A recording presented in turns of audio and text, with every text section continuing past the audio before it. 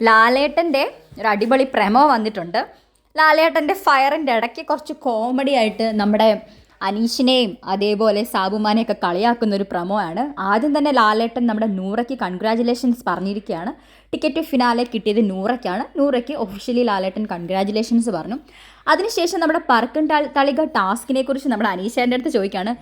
അനീഷ് ആദ്യം പോയിട്ട് ആ പ്രോപ്പർട്ടി ഫുൾ ഊരിക്കൊണ്ട് പോയെന്ന്. അപ്പോൾ അനീഷേട്ടൻ പറയാണ്, ലാലേട്ട അത് ഞാൻ കറക്കിക്കൊണ്ടിരുന്നപ്പോൾ അതങ്ങനെ സംഭവിച്ചു പോയതാണ്, ഞാൻ ഇൻറ്റൻഷണലി ചെയ്തതല്ല എന്നുള്ള രീതിയിൽ പറയുന്നുണ്ട്. അപ്പോൾ ലാലേട്ടൻ ചിരിക്കുകയാണ്. അതിനുശേഷം നമ്മുടെ സാബുമാൻ്റെ അടുത്താണ് ചോദിക്കുന്നത്. സാബുമാൻ അത് മൊത്തത്തിൽ ഊരിക്കൊണ്ട് പോകുന്നുണ്ടല്ലോ.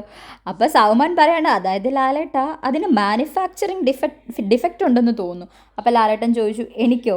അപ്പോൾ സാബുമാൻ പറയണം, അല്ലല്ല ലാലേട്ടനല്ല, ആ ഒരു പ്രോപ്പർട്ടിക്ക് മാനുഫാക്ചറിങ് ഡിഫക്റ്റ് ഉണ്ടെന്ന് തോന്നുന്നു എന്ന് പറയുന്നു. അപ്പോൾ ലാലേട്ടൻ പറയാണ്, മാനുഫാക്ചറിങ് ഡിഫക്റ്റ് എനിക്കുണ്ട്, പക്ഷേ ആ പ്രോപ്പർട്ടിക്ക് അങ്ങനെ ഒരു ഡിഫക്റ്റ് ഇല്ല എന്നുള്ള രീതിയിൽ പറയുന്നുണ്ട്.